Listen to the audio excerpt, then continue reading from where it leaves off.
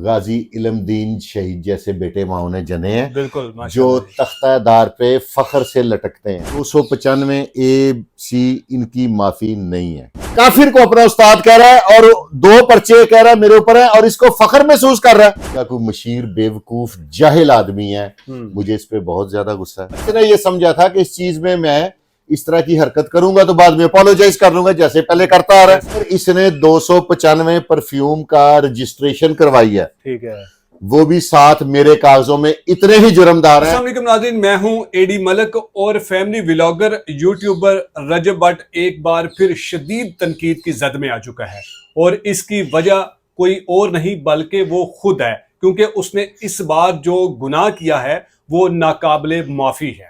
इसने जो गुनाह करके और उस गुनाह को करने के बाद जिस तरह फख्र से ये बता रहा था कि मैंने 295 परफ्यूम की लॉन्चिंग की है और मेरा एक उस्ताद जिस पर एक 295 का मुकदमा था और मेरे ऊपर 2 दफात के तहत ये मुकदमा दर्ज हुआ है, लेकिन इस बंदे ने बिल आखिर एक बार फिर उम्मत मुसलमा के जो दिल है उनको शदीद किस्म की जो है वो चोट पहुंचाई है।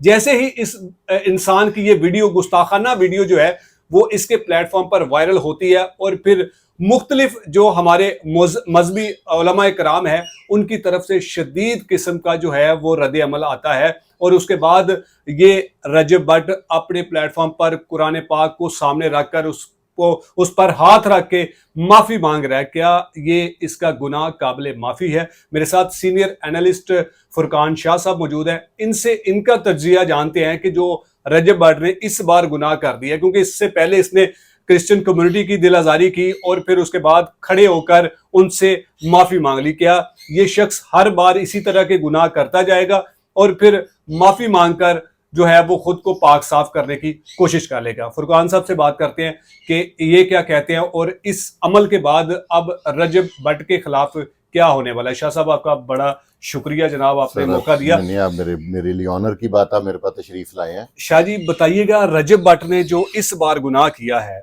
ये काबिल माफी है? इस्लामिक हिस्ट्री आप मेरे से बेहतर जानते हैं, आप नेक आदमी हैं। आप मुझे बताएं कि मेरे नबी पाक सल्लल्लाहु अलैहि वसल्लम की हयात तैयबा में किसी ऐसे शख्स को माफ़ी मिली है? आज तक नहीं मिली। ठीक है, इसने इससे पहले जितने भी गुनाह किए हैं वो उनकी माफ़ी थी।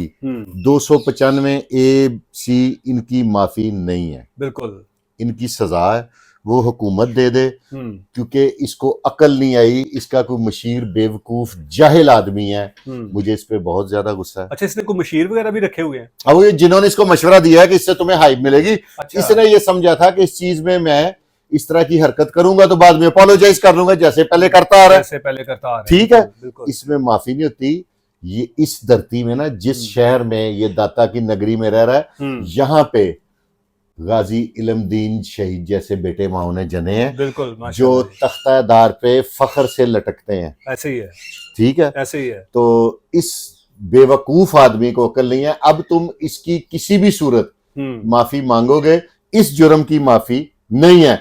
और एक बात, अगर इसने 295 परफ्यूम का रजिस्ट्रेशन करवाई है, ठीक है, वो भी साथ मेरे कागजों में इतने ही जुर्मदार हैं हुकूमती इदारे जिन्होंने इसको रजिस्टर्ड किया। बिल्कुल बिल्कुल सही कह रहे हैं आप। ठीक है, बिल्कुल सही कह रहे हैं। जिसने इसकी परमिशन दी है वो भी उतने जुर्मदार है, वो भी इसी सजा का मुस्तहिक है। शाह जी, आपको लगता है कि इसकी जो परफ्यूम की जो लॉन्चिंग थी या फिर उसकी जो रजिस्ट्रेशन थी वो हुई होगी या गैर रजिस्टर्ड इसने? मैं तो कह रहा हूं कि अगर तो रजिस्टर्ड हुई है तो वो इदारा जिम्मेदार है। बिल्कुल ठीक है, हम हर चीज बर्दाश्त कर लेंगे। अच्छा शाह जी, इसने जिक्र किया एक वीडियो में कि मेरा उस्ताद भी, जिस पर एक 295 लगी थी, मेरे ऊपर 2 लगे। ये इसका उस्ताद कौन है जिस पर एक 295? उस बदबख्त सिद्धू मूसे वाले को अपना उस्ताद कह रहा है और उस बदबख्त ने 295 सी की हरकत की थी। हाँ।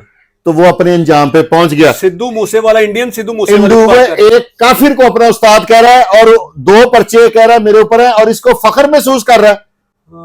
ये अपने आप पर प्राउड फील कर रहा है। मैं तो उन लोगों पे परेशान हूं कि जो अभी तक इसके सब्सक्राइबर हैं। बिल्कुल, और तुम्हारी आखिरत बर्बाद हो जाएगी जब हमने इस दुनिया फानी से चले जाना ना, रोजे मैशर, बिल्कुल 1,24,000 पैगंबर आए हैं। बिल्कुल माशाल्लाह। तमाम पैगंबरों ने कहना है नफसी नफसी, हाँ जी ठीक है। बिल्कुल। सिर्फ एक मेरे नबी ने कहना है उम्मती उम्मती, उम्मती उम्मती। ठीक है। तो ये कैसा बदबख्त उम्मती है? ये तो मेरे बस नहीं चल रहा, मुझे समझ नहीं आ रही कि मेरे से कोई ऐसे अल्फाज ना निकल जाए कि कोई नौजवान कोई ऐसा कदम ना उठा ले। इसकी 295 की माफी है ही नहीं, इसकी किस चीज की माफी है? अब इसने कुरान पाक को सामने रख के हाथ ऊपर रखकर ये तमाम उम्मत मुसलमान से माफी मांग रहा है, इसकी ये माफी उम्मत ने कबूल कर ली है? मैं तो नहीं किसी को माफी को मानता।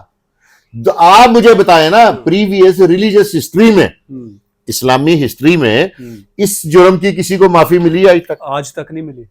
नहीं मिली ना, बिल्कुल नहीं मिली। बेशक कोई गाजी इल्मुद्दीन शहीद उठ गया, हाँ। या रियासत ने स्टैंड ले लिया, हाँ। या पुरानी कोई मुगलिया हुकूमत थी, जो भी थी, इसकी मैं तो माफी नहीं मानता। अच्छा और मैं माजरत के साथ आपकी बात काट रहा हूं, मैं हैरान हूं उन मजहबी तंजीमों से, मेरे जैसा एक अकेला इंडिविजुअली मरने वाला हुआ इस बात पे, तो वो लोग कहां सोए हुए हैं? अच्छा शाहजी, कोई भी इंसान कोई भी गुनाह करता है, जब उसको ये लगता है कि मैंने ये गुनाह किया है, तो फिर उसकी वो माफी तलाफी करने की तरफ आता है।